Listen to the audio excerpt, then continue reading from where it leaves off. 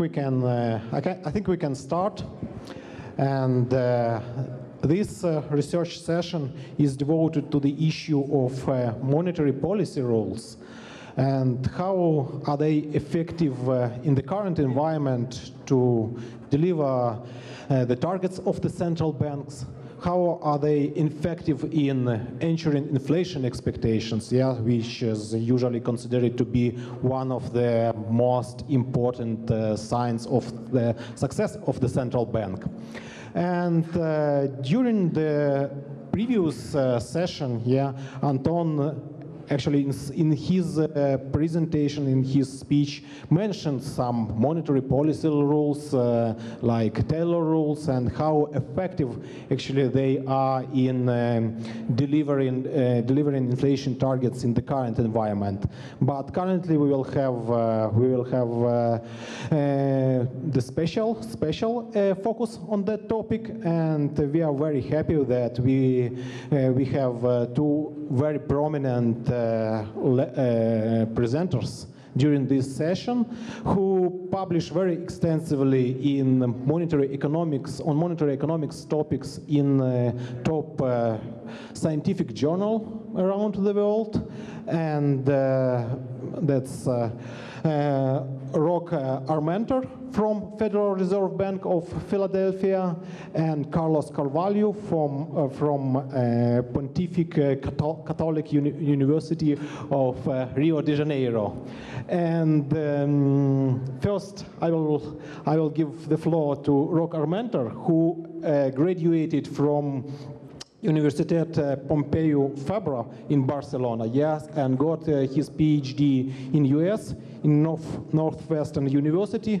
Currently, he leads macroeconomics and monetary section at the Federal Reserve Bank of Philadelphia, and before he used to work in Federal Reserve Bank of New York. So has very bright experience in central banking, and I hope his presentation will excite all of us. So, Rock, please, the floor is yours. Thank you. Thank you very much. It's an honor to be here and help in some measure to the National Bank of Ukraine. It's amazing the strides the National Bank of Ukraine has done in very, very difficult conditions. It's absolutely amazing. And remember, what doesn't kill you makes you strong, and Ukraine shall endure, preserve, and even progress forward. Let me start with the fourth disclaimer in a row, I guess, in this morning. The views expressed here do not necessarily reflect the views of the Federal Reserve Bank of Philadelphia or elsewhere in the Federal Reserve System. Well, I think it's pretty clear that right now best practice in central banking involves nominal targets, and in particular inflation targeting. I will say inflation targeting has the exceptional distinction of performing good, well, both in theory and in practice. But even when people talk about alternative frameworks regarding monetary policy, they tend to mention other regimes with nominal targets, like price level targeting or nominal GDP targeting. And there is no question that indeed inflation targeting has done pretty well at bringing down inflation for many countries, both developed and developing countries. Now, this is a little bit of a question whether it's going to do as well at bringing up inflation from the currently low levels that we observe about everywhere. Okay? And I took the liberty to pick up two countries that have been quite successful about inflation targeting. The first one is Israel, who used to have pretty high inflation rates. And in here in blue, I have CPI or comparable measure year over year. And in gray or black, the different combination of inflation targets as a band or as a point target for Israel. And you can see that they essentially channeled their inflation rate down to where they wanted to. And for about 10 years, they have done pretty well on the range. But lately, it's been a little bit too low. And if I look for another country directly involved in this conference, Poland, again, very successful disinflation period, very rapid in the late 90s, a long period of inflation stability, but lately going below target, below the range. And you know, that's true about everywhere. The Euro area has the same problem. Canada has a slightly same problem. The US a little bit problem. And of course, Japan has had it for at least 20 years. That's going to be it for data, I'm afraid. I am doing theory here. And let me start with something that is well known regarding inflation targeting, and which is that commitment is a necessary condition to get the inflation targeting to work, as we hope it does. Lars Svensson put it as strongly as saying that pretty much you need that institutional commitment for inflation targeting to have any meaning. If it's not there either by law or by communications, it's a backwards statement, cheap talk. In a slightly different context, Egerson and Burford paper at Brookings pretty make it clear, it's not only that the central bank has to be committed, but people have to understand that it's committed. Now, what I'm going to talk today is I'm going to obviously agree with commitment being necessary. My point is going to be it's unfortunately not sufficient to achieve the target. Okay, so it's going to be there. What I'm going to show you is that the central bank can be firmly committed to that target, yet find itself unable to achieve that target. And by that, I don't just mean for 1 year or 2 years, just systematically unable to get that target. What's going on in there has to do with the zero lower bound. Basically, the zero lower bound may not be bothering you most of the time, but if private sector inflation expectations move away from the target in the first place, stray away from the target in the first place, then the zero lower bound may make it impossible to actually go back to the target. And I keep saying zero lower bound, but it's true that now maybe it's not so much a zero, it's actually an effective lower bound somewhere. But I still do believe there is a limit of how much policy rates can go negative. Put it at minus 1% if you want, perhaps, but it's still a lower bound in there. In more technical terms, I'm going to talk about an additional equilibrium where inflation targeting doesn't work, where the central bank systematically misses their inflation target, and actually output is permanently below its efficient level. So to hammer the point home, the commitment is necessary but not sufficient to get that target. Okay. Now I'll try to be a little bit more positive about this and find a solution to this problem, a way to actually ensure there is a unique equilibrium that inflation expectations are properly anchored around the target. And my proposal is to do interest rate stabilization in addition to the inflation targeting.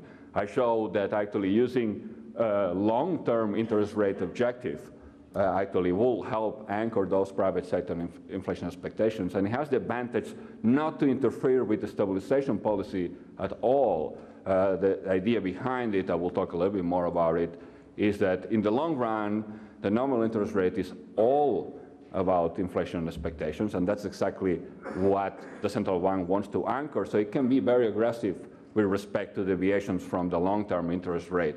And that should not really change how it reacts in the short end of the yield curve. It can move short-term rates with certain flexibility, knowing that inflation expectations are anchored in the long run. Whoops. Okay. Now, it is an issue, though, the interest rate stabilization may have some other problems associated with it, possibly other forms of equilibrium sunspots. I will touch on that briefly. Let me do my best to go through the model in a very simple, way. Essentially, it's a 3-equation model, or more precisely, it's 2-equation model plus 1 condition. The first one is the so-called New Keynesian-Phillips curve. We've already seen 2 examples of it in the previous papers. It relates current inflation to current output or output gap, plus some component of forward expectations on inflation that fits back into current inflation. The second equation just relates the nominal interest rate to the real rate. That's the first term, sigma times the expected growth rate on output, plus inflation expectations. Now, my analysis allows for shocks, but I will really not talk about that. Now, the third equation / condition is the zero lower bound or effective lower bound that says that the nominal interest rate cannot go below that effective lower bound. Now, missing from here is the description of policy. I still need to tell you what policy is going to be, but actually I'm going to do quite a bit of progress without telling you exactly what policy is. And the reason being that the problem with inflation targeting is one about of ability. It's not a problem of willingness. You will see what I'm talking about, hopefully. Let me simplify things further. I'm going to shut down the shocks whatsoever. And I'm also going to assume that starting from next period, say tomorrow, say next year, inflation expectations are constant. Private sector expects inflation to be constant, and as naturally, by working through the Phillips curve, they also expect output to be constant. So I'm just going to let that to take as given, and I'm going to characterize you what is the feasibility set for the central bank, the set of inflation and output pairs that it can achieve given a level of inflation expectations coming from tomorrow onwards. So I'm not yet doing an equilibrium. I'm not doing yet actual policy. I'm just telling you what the central bank can do on this very first period, given that inflation expectations are constant at some level in there. The key observation is the zero lower bound, perhaps not surprisingly, is also a lower bound on the real interest rate. So it tells you how much the central bank can bring the real rate. But more importantly, it's an upper bound on output, and it's an upper bound on inflation. And those bounds depend on inflation expectations. The higher the inflation expectations, the wider, the looser are these bounds because they're higher. Okay? But for very low inflation expectations, actually those bounds can be very tight, and they can become binding. Now we give an attempt to go through this argument graphically. So what I plotted here is on the horizontal axis expected inflation, and that's expected inflation from tomorrow onwards. And on the vertical axis, the actual inflation today that the central bank is going to try to engineer. There's a 45-degree line in there for reference. Those points that are in this 45-degree line will at the end be a steady-state equilibrium, where what the private sector expects is what the central bank delivers. So what I was talking about, these bounds, is essentially a feasibility set that I depicted here, excuse me, as a bluish color area. And you can see that it kind of shrinks as the low inflation expectations are lower. That's the magic of the zero lower bound. And it definitely encompasses most of this 45-degree line, but it must at some point get into the corner. Now let me add two more points in here.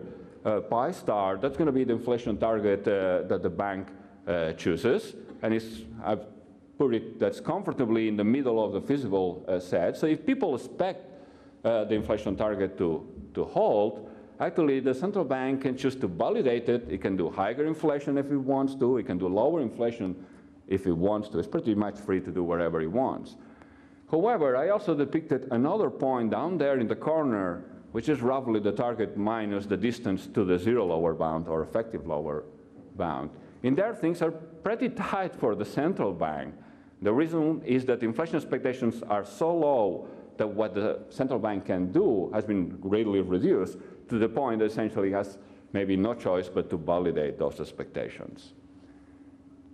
Now let's think about possible objectives for the central bank.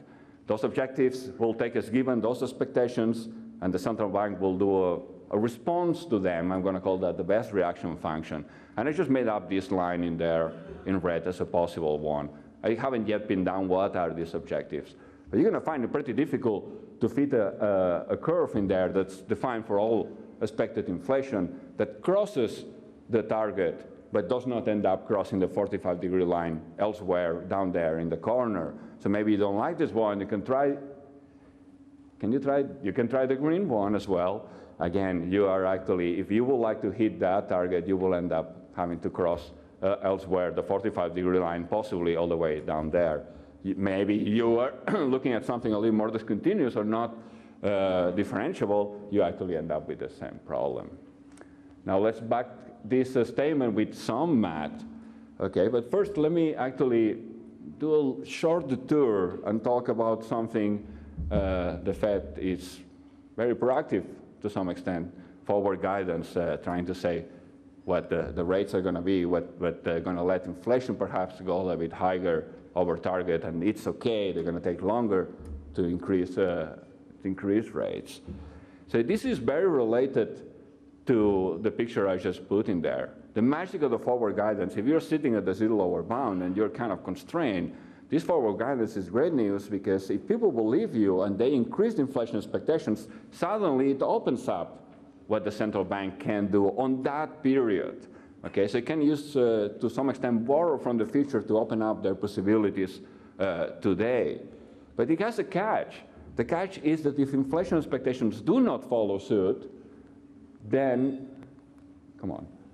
then it may be unable to deliver on that promise. And I'm not going to say that this may be happening, but for example, in Japan, switched to inflation targeting at a pretty difficult time.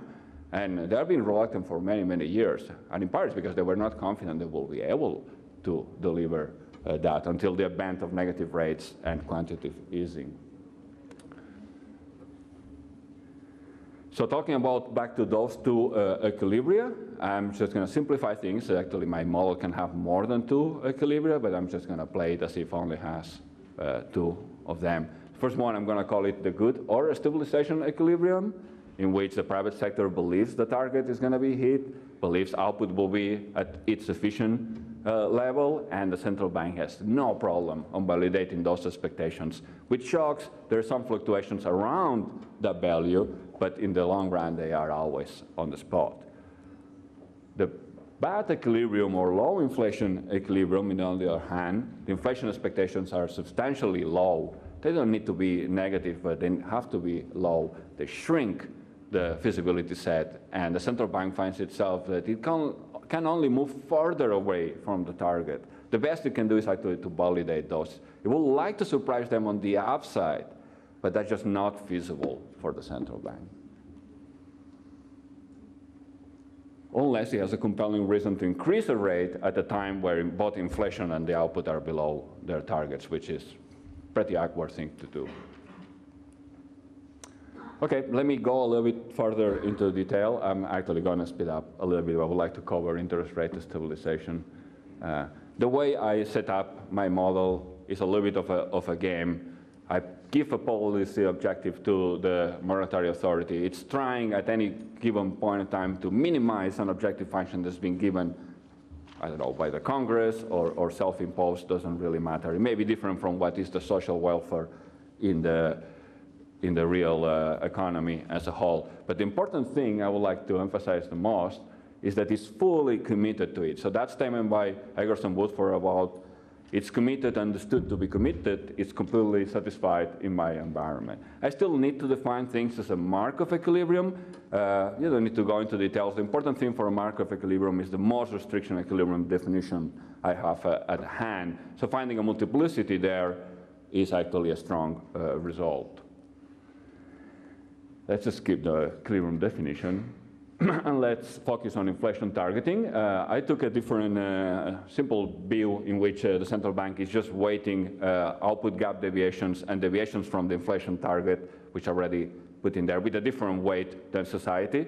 But my results go through even if the central bank has a different target than society.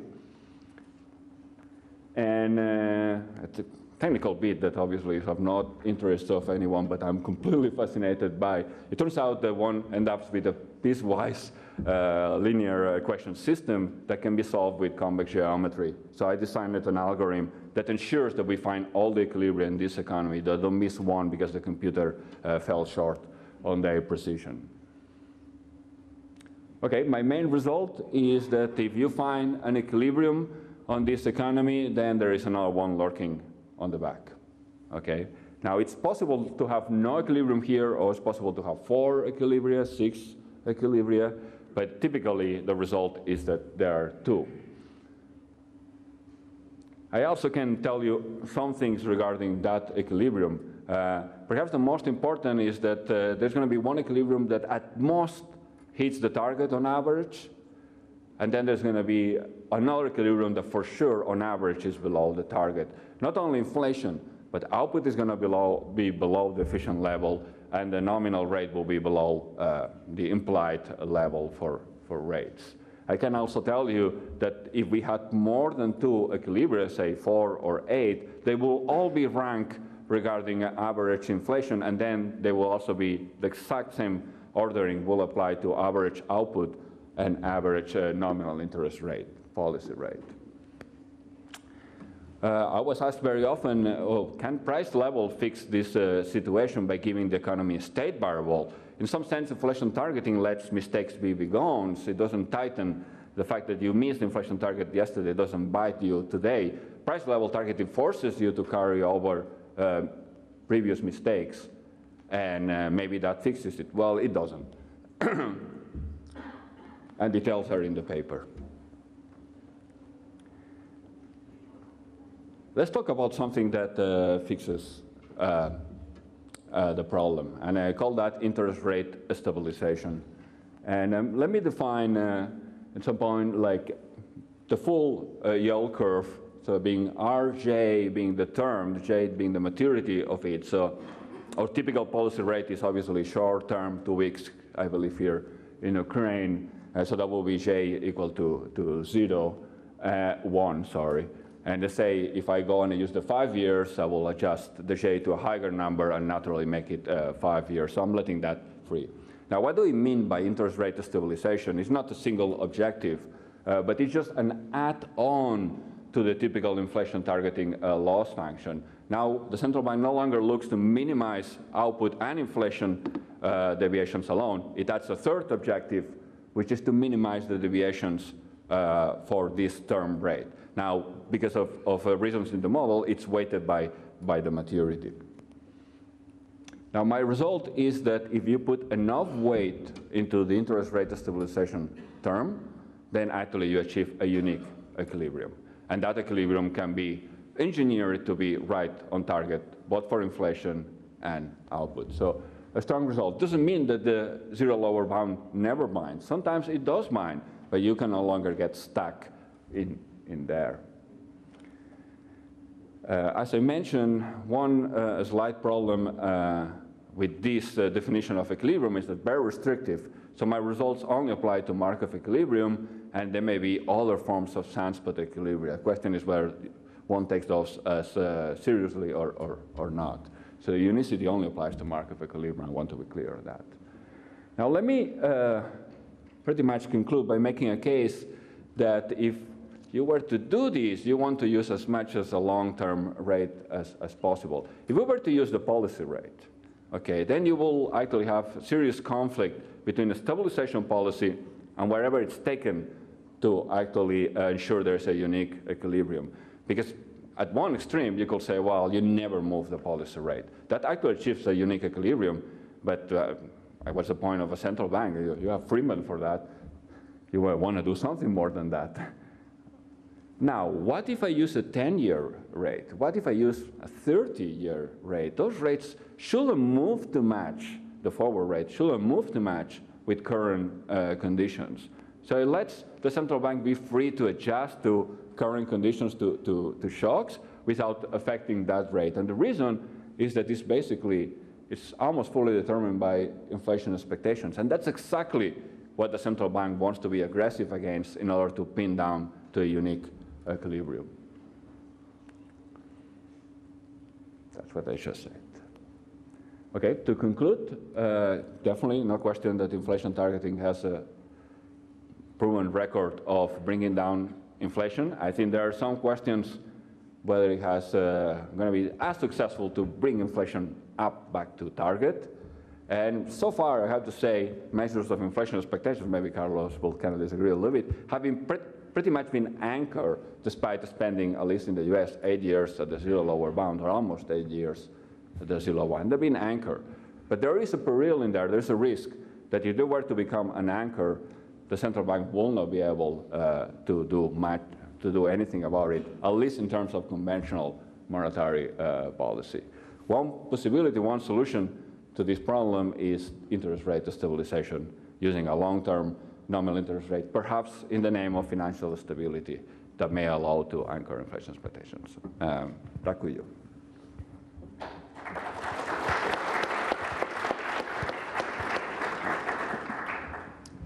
Thank you very much, Rok, for a very interesting presentation. And we open Q&A session, please.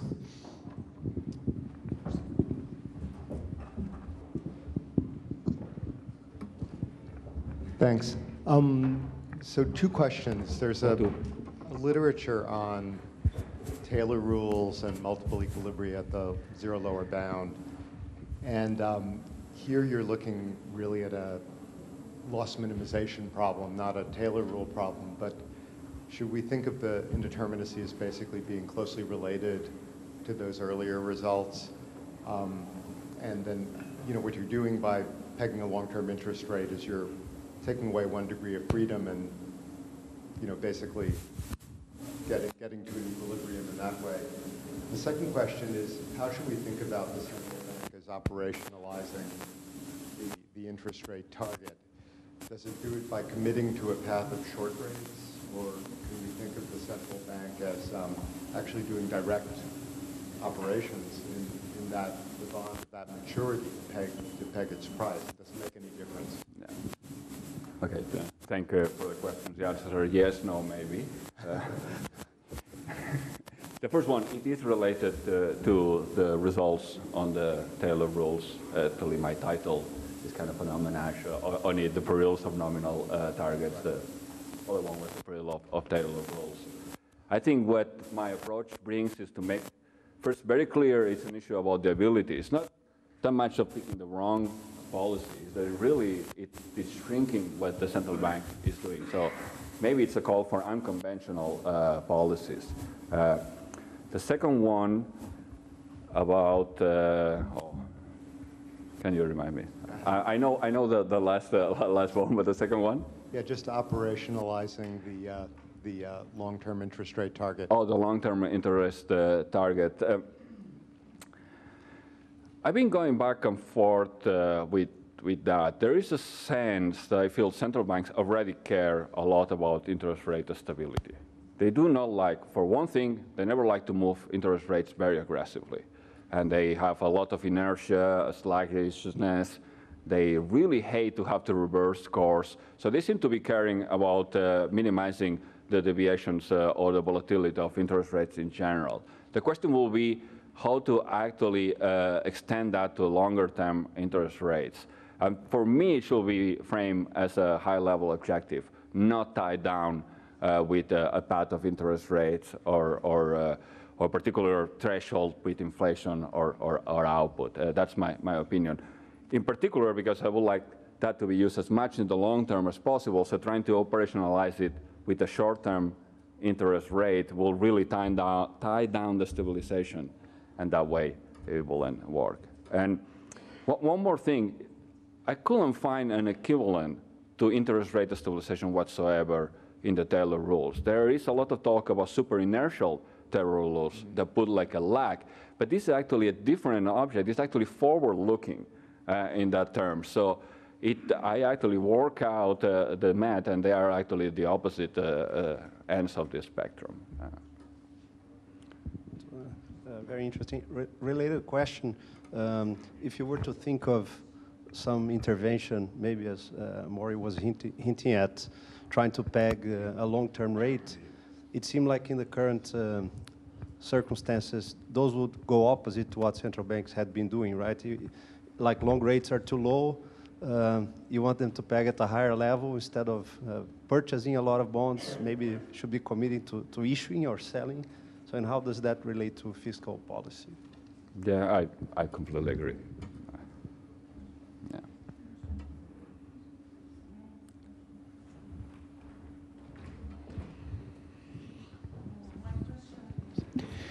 Вопрос следующий.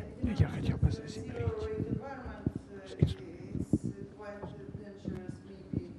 Even definition, what does it mean money? Because money, it's a saving instrument. Have you seen anyone good, maybe research, or what do you think about that? Because all this, it's a complex program, because it's wages, savings, pensions, and what kind of implications? Because if we, of course, anchor the zero interest rate for the long period of time, what other, and you know, all this pension aging population problem, all this savings problem, because it's also a problem of demand and all of that. Please, could you please? That's an excellent question. In the strict confines of the model, those pressures on savings and pensions come through what they call a real interest rate shock. My view, and you know, the experience of Japan actually speaks to that as well, in the sense that a little bit, you know, ahead in terms of the demographic transition to a much older population with a low fertility rate, for example. The way I think about it, if I had a more applied model, it does believe that the drift on the real interest rate down, there is some part of it is fundamental, and it did increase, in some sense, the probability that the low inflation equilibrium becomes absorbing, that it becomes the new normal.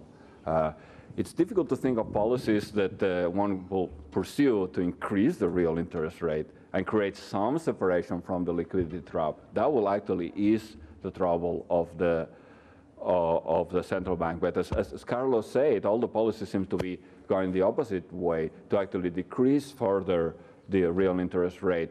And when the real interest rate is very low, you can find yourself in a situation where you know, the zero over bound does not even allow you to hit the inflation target on average.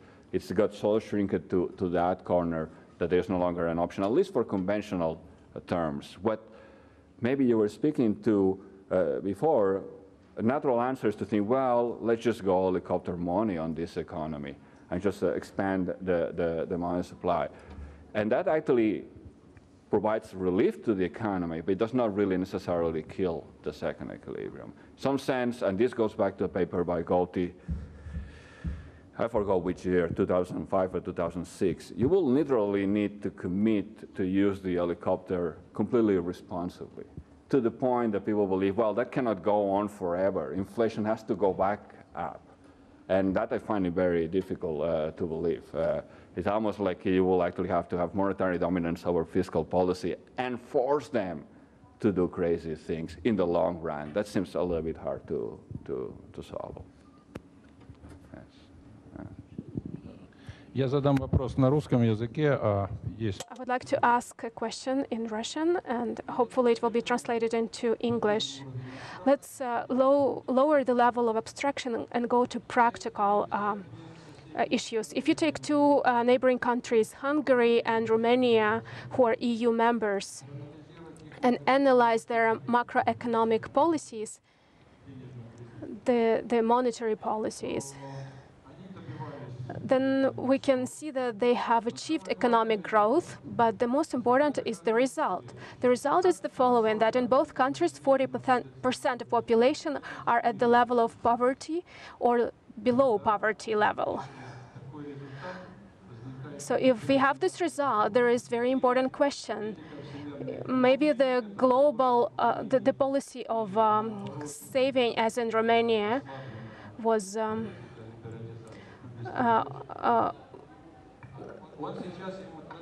or the liberalization policy.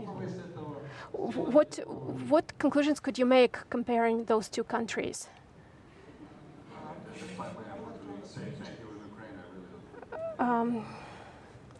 The question concerns more dimension. We have two countries, members of the EU, Romania and Hungary, and they had approximately the same monetary and economic policy. But the result weighs more than simple policy. About 40% of population in both in Romania and in Hungary are below or at the poverty rate. So given those practical results, what strategy should be preferred? Either the strategy of economy does not work, or what strategy should be chosen?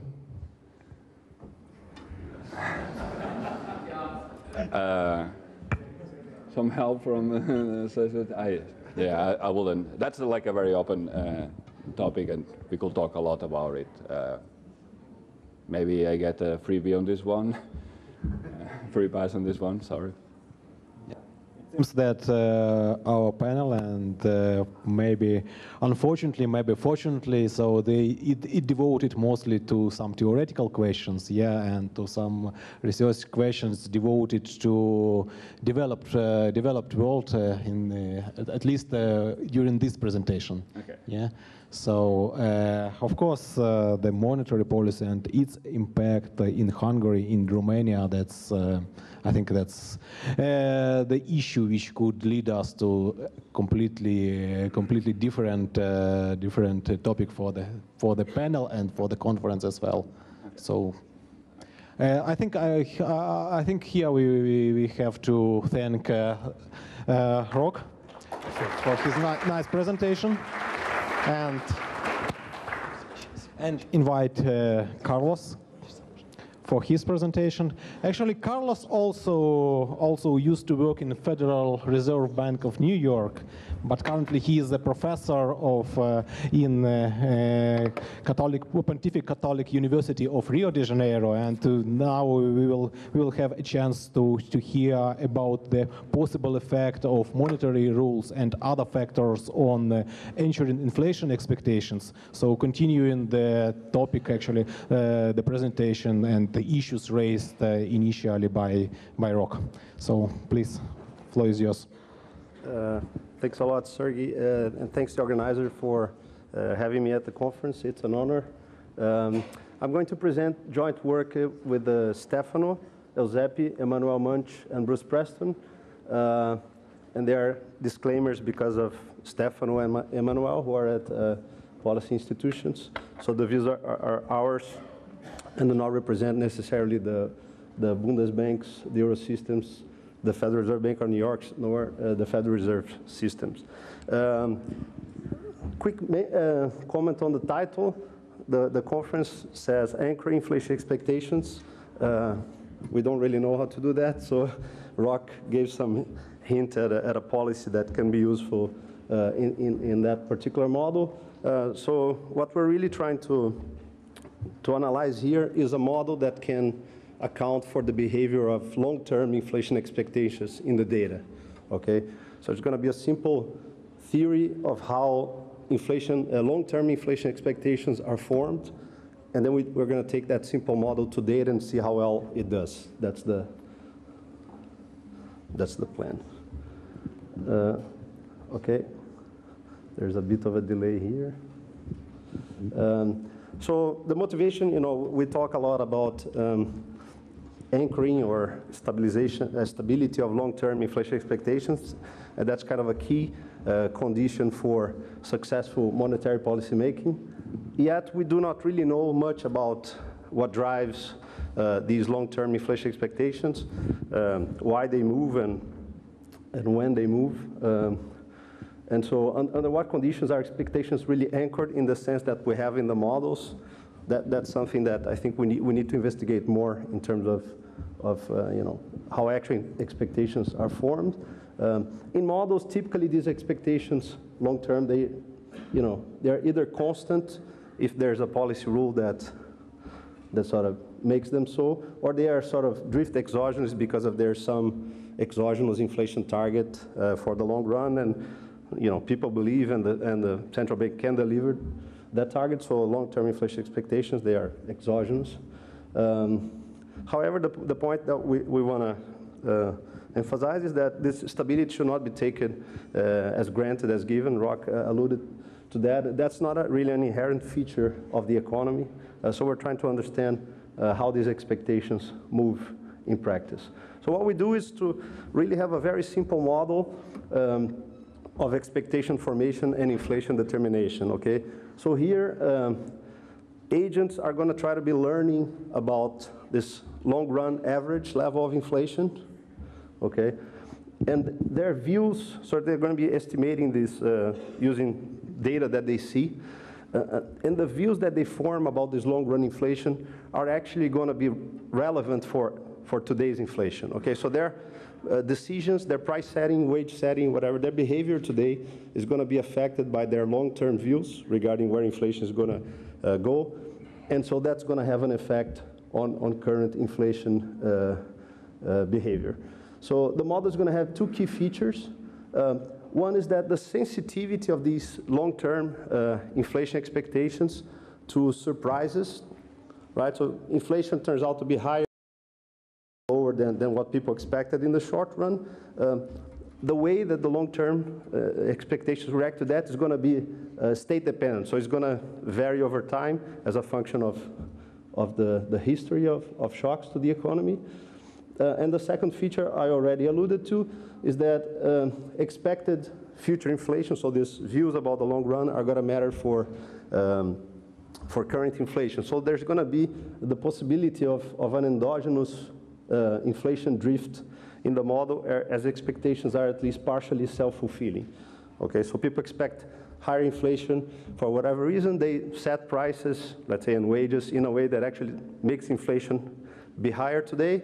That validates this view that inflation is higher, at least partially. Okay, and then people are trying to learn over time about this.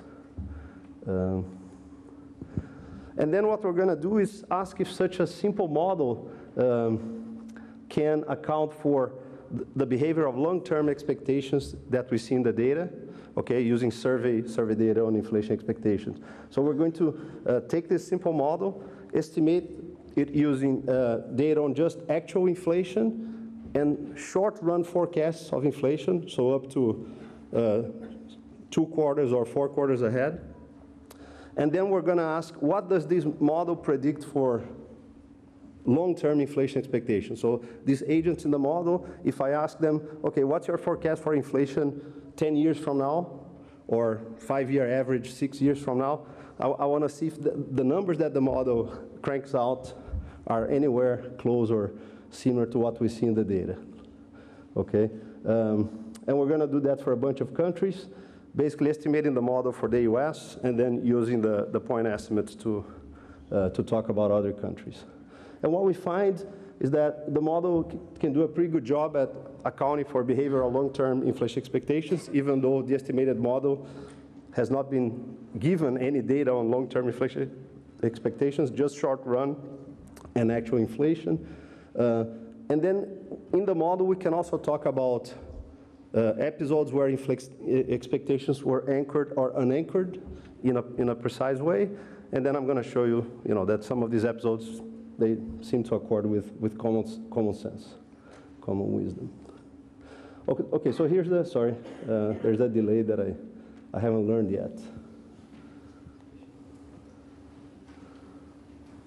Got stuck in this. Okay, so here's the simple model. The first equation is the way that agents forecast inflation, right? So they think that inflation is going to be a combination of this long-term object that they are trying to learn about. This pi bar is the object that they're trying to estimate by, using their experience, and on the past, and then some shocks that, that affect current inflation.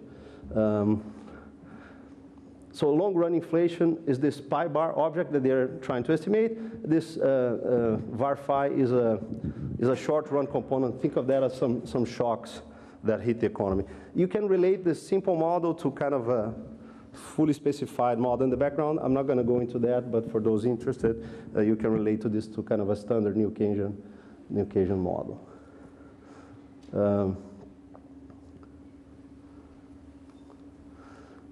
But in equilibrium, what happens is that the true inflation dynamics, the way that inflation is actually going to evolve, it's a slight variation of what agents believe, because there is this red gamma parameter here that's a little bit smaller than 1, okay?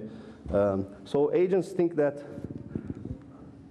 this long-term component affects current inflation directly through this term in parentheses, but in reality, in equilibrium, and that's this partial self-fulfilling feature, there's going to be a muting factor that makes it such that eventually inflation was going to revert to 0 here, to its constant long-term average, but agents are trying to, they don't really understand that, and they're trying to just estimate this pi bar.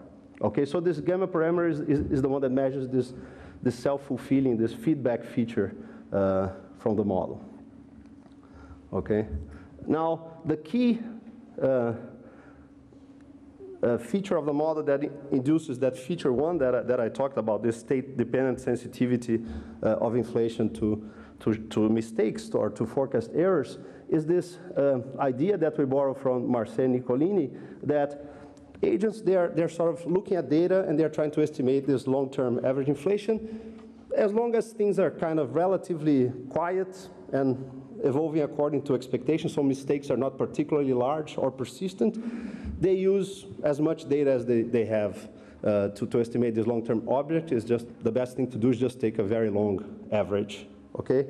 But if suddenly they realize that they start making large mistakes, so inflation starts coming out much differently from what they expected, we assume that agents are going to switch to an estimation procedure, to a learning rule, where they discard past data and focus on the more recent past. Okay, so in technical terms, agents use a decreasing gain learning algorithm as long as things are kind of quiet, and they switch to a constant gain algorithm if shocks become too large, and this too large is in a particular sense that we define in the spirit of Marcel Nicolini. Okay, so think of these agents being aware that there might be some change in the economy that they don't quite understand. If they sense that there has been this change, they discard the past and start being very reactive to the recent data. Okay, so that's the sense in which the sensitivity of their long-run expectations through this pi bar object is going to be state-dependent, because the way that they update this estimate of the long-run inflation might change depending on the history of shocks. Okay, there's kind of an as-if interpretation. Agents don't quite know the model, but they sense that there's something weird going on, and then they switch their learning algorithm and start paying much more attention to recent data. I'll skip that. So then we can, at least in this model, define what we mean by anchored inflation expectations versus unanchored. So what we mean by anchored inflation expectations is a situation or a time when agents are relying on the whole data that they have, so they believe it's a stable environment. They're trying to learn this long-term average by just looking at all the data they have. Whereas unanchored inflation expectations is the situation where agents are discarding a lot of past data and focus on the recent past, and then inflation expectations might become very sensitive to short-run surprises. Okay.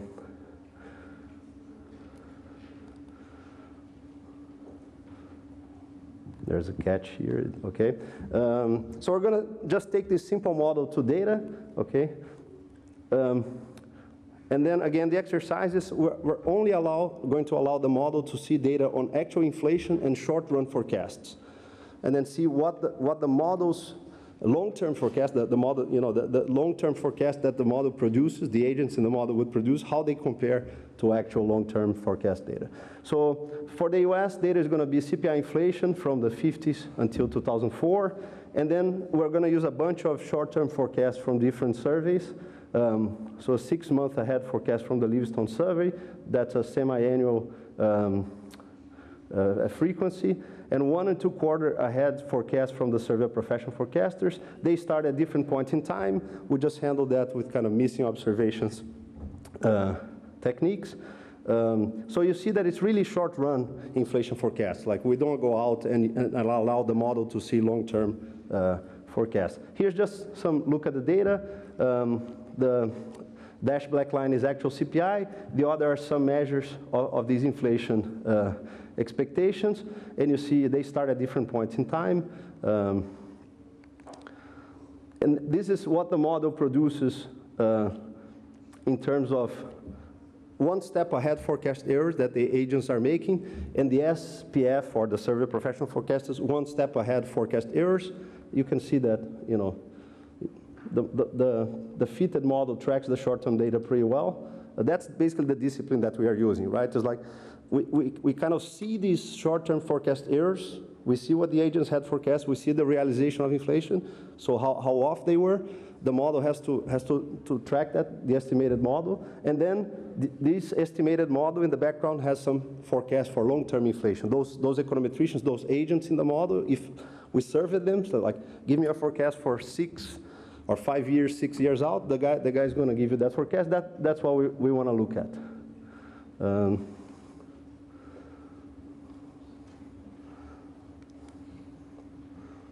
This thing seems to... okay, if I point there, it seems to work better for some reason. Okay, so this is the forecast, like a 5-year average forecast of inflation starting 6 years from now that the agents are making in this estimated model. Okay, and these bands are because we do some Bayesian estimation, so you can produce some kind of bands. So that's the model. Okay, now I'm gonna start adding the data that we see for long-term forecast to these figures. So these are Michigan survey forecasts, so from households, US households, for this same period, like 5 years, but starting 6 years from now. They started here, like, you know, at some point in the 70s, and you can see that, you know, the model is reaching levels that are kind of consistent with this first piece of data that we see on long-term inflation expectations. I'm going to keep adding more data. This is data from another survey, this decision makers poll. This is an average from 1 to 10 years, so it's not quite the same object, but it's very dominated by long-term inflation expectations. This is the blue chip economic indicators, 1 to 10 year average. These blue dots. Then these green dots are the 6 to 10 years, so 5-year average 6 years from now. And for us, the striking feature was that even when you look at, you know, this episode of an anchoring of long-term inflation expectations in the late 70s, early 80s, the model, which has not seen those data at all, it produces these forecasts. The agents produce those forecasts. So let's try to understand how that comes about. And the idea is precisely that they're trying to estimate this long-term average, and for some reason there's a sequence of shocks, and they realize that they're starting to make large mistakes. So they start discarding the older data with lower inflation, putting a lot of weight on the more recent data. That brings their inflation, long-term inflation expectations up. That affects their price-setting decisions, so it brings actual inflation up, this feedback feature. And so the model can really produce these episodes where inflation expectations drift for a while. Here I'm just adding more and more data, but you see that, you know, it does capture the behavior of inflation expectations pretty well. This is the story behind the model, right? So this line here, it's telling you these two regimes, this gain that the agents are estimating. When it's flat, it means that the agents are in this regime where they suspect the data. They say, no, I shouldn't use a lot of data because things have changed, so I'm going to put weight on recent data. So it's this constant gain regime. And when it's decreasing, it's because agents have switched to a situation where they kind of trust that they're in a stable environment, so they start accumulating data as time goes by. And you see that, for example, the US, the model is telling you that there was a switch to unanchored expectations somewhere in the 70s, and that expectations only really became anchored again at some point in the mid-90s. Then what we do is we take this estimated model and apply it to other countries by using the same estimated parameters. Okay, so the key parameters here are really this threshold for when the agents switch their learning rule, and how much data they use, how much short-run data they use when they are in this regime where they are, let's say, suspicious of the past data, okay? The reason we do that is we don't have as much survey data for other countries, but if you estimate the model for these other countries, of course, it's going to look even closer to what you see, okay? How much time do I have? Sorry. It's good. So what we find is just a summary is that the model characterizes the evolution of these long-term expectations for other countries also pretty well. So in most cases, what we see for long-term forecasts sort of falls within the bands of the model. There are a couple of exceptions, Italy and Spain, and there are some episodes that maybe you would want to relate to some policy movements or some policy announcements or decisions, okay? That's the case for the UK and a couple more. So I'm gonna show you a few charts just in the spirit of the one that I just did. So it's what the model is producing and then what the long-term data that we see look like, and then talk through the results. Okay, so this is Japan, CPI inflation, short-run forecasts. This is what the model produces, okay? So for these other countries, the long-term data that we have, it's from Consensus Economics. That starts in the early 90s only. But it's a very long-term forecast. So it's 5-year average, 6 years out. And what you see is that the model, does track long-term inflation expectations reasonably well. So for example, one puzzle that people had is like, how come long-term inflation expectations in Japan hadn't fallen further, given this long period with short run with deflation?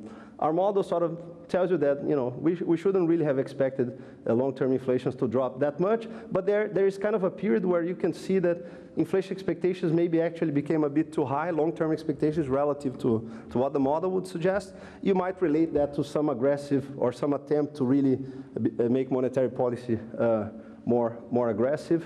And more recently, you may want to relate that to Abenomics. There has been an increase in long-term expectations, such that the model got closer to what we see in the long-term expectations in the data.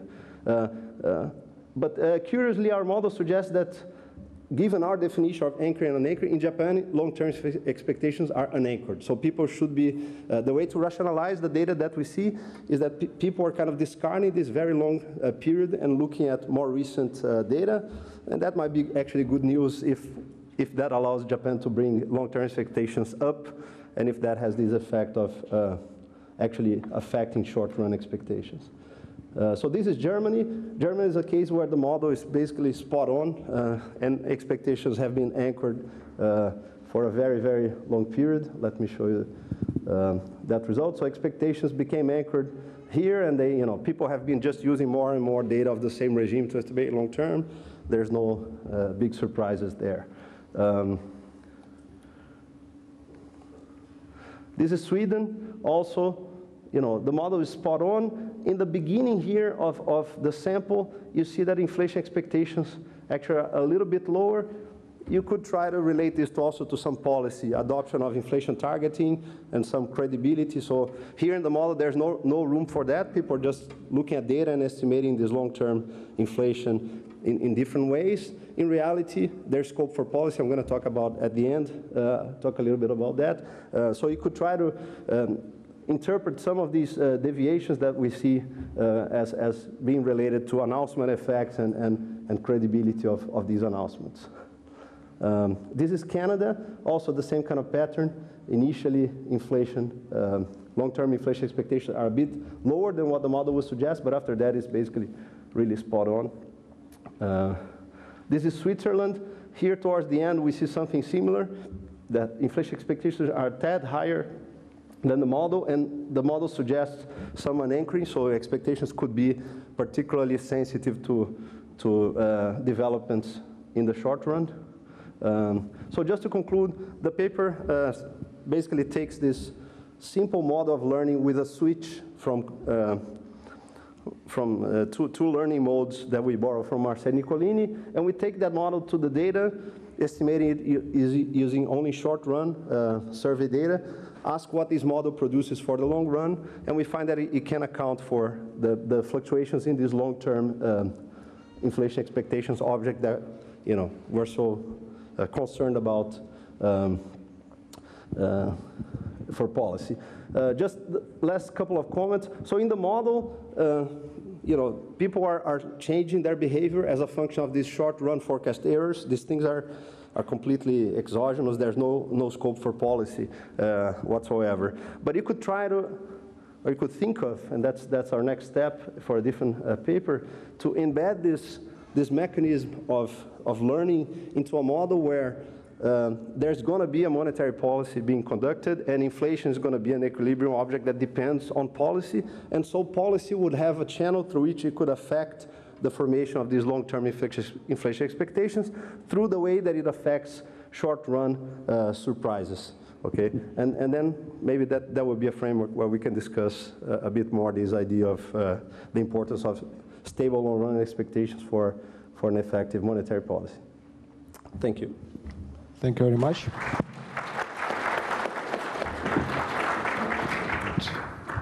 Do we have questions?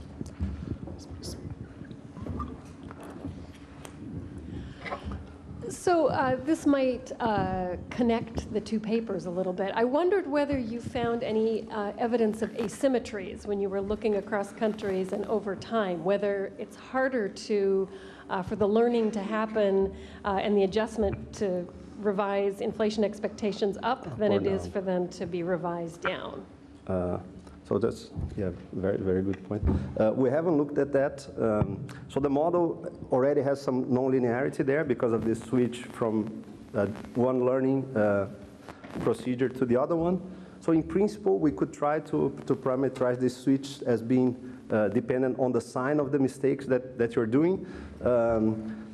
I don't know if in practice we would be able to handle this model and estimate, but I think that's something that would be very interesting to try to look for asymmetric effects of these mistakes. I guess this is kind of a related question, and it's maybe a little. It's related to what you don't have in the paper, but want to put in the policy question. So one of the curious features to me of current central bank forecasts is if you look at Fed forecasts or Bank of Canada or what the Bank of England is saying, central banks want to return to target, but they don't want to overshoot those targets. And it's always struck me as sort of odd that and asymmetrical, that if you say your target is 2%, why can't you plan to temporarily? And it seems this kind of framework, you could look at what happens to the speed of return to the target if the central bank is actually pursuing this asymmetric policy. Now for the ECB, they explicitly want to be below 2%, but not these other central banks. So is this, I want to get you to conjecture on what that would look like in your model. I think that it's related. Interesting. Might be possible to embed this kind of asymmetry in a model with explicit monetary policy. So I'll think about that. I'm certainly sympathetic to the idea that if you convey the idea that you really don't want to go above, on average you're going to end up below. So maybe that's part of the difficulty. And maybe we can think of a model with explicit monetary policy. If we can handle the technical difficulties, I think we can address some of these interesting questions. Okay, Carlos, may I use my power of the chair and ask myself? Yeah.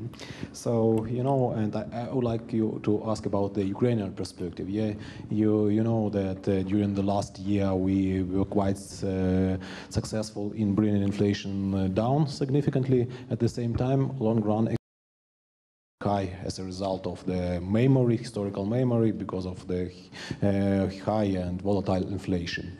And according to your study, in order to bring inflation expectations down, the central bank has to surprise the professional forecasters, the agents, with lower inflation. So in that sense, what is the best tactics for the central banks to meet its inflation targets? Yeah, so to its commitments, yeah, or to allow or to surprise the market with lower inflation, so our fulfill its targets. That was interesting, challenging question to try to relate to the actual situation. So first, within the context of the model, here I think the problem in some sense is that people haven't, according to the model, the interpretation would be that people haven't yet been surprised enough, so they are still using too much data where there's high inflation, and so this average is too high. And so a sequence or long enough surprises on the downside would eventually break this inertia of long-term inflation expectations. People would start using recent data where inflation is lower and on the downturn. So in that sense, surprises would be good, but then trying to think about actual policy, I think there are a bunch of trade-offs. You certainly don't want to keep surprising people and creating uncertainty about policy. So, but my guess would be that it's just kind of some transition period where, long-term expectations, if the fundamentals of policies are consistent with that, they should adjust and then make your life a little bit easier, hopefully. In Brazil, we're facing many of these challenges as we speak. Fiscal policy was very irresponsible for a while, and inflation surged from levels that had been sort of stabilized around 4.5% to levels that, above 6.5%, which is the top of our inflation targeting band, and then more recently 10%. Now there's an effort to bring inflation down, and in this period, it was such a prolonged period of higher above target inflation that long-run expectations drifted a little bit, not in a dramatic fashion, but they are clearly below, above target, even if you look like 4 years out. So there's a similar challenge to sort of re-anchor inflation expectations. Please, Alexei. Great stuff, Carlos. So to me, this is not only a test of anchor expectations we should define very clearly, but also a joint test of that with the forecasting model that you assume these econometricians use. And it's flexible, but at the same time, you're assuming that they use a constant gain for small enough errors. And at some point, when they get too large, they kind of flip to another learning regime. So I was wondering if you looked at how to validate that learning model. I don't know in any way, but I guess you could look at serially correlated errors of long-term forecasts and the times when they kind of flip over, see whether why that could be. Maybe there's other information at a macro level. Maybe it's the times when there are some kind of central bank communication going, someone gives a speech and that affects expectations. So it'd be interesting to kind of look at that. Okay, no, that's actually a very good point. So the way we have been thinking about this is that this bringing the estimated model with US data to other countries was kind of our way to validate, but maybe there are ways that go more directly at the implications of this learning mechanism that, as you suggested. Another area where you would be interested, and you have done some work on this, is to do experiments, right? To use laboratory experiments to see whether this kind of switches that the model, this Marcel-Nicolini model assumes they are resemble like behavior that we observe in the lab. So I think that would also be interesting. Okay, thank you very much. Thank you. Thank you.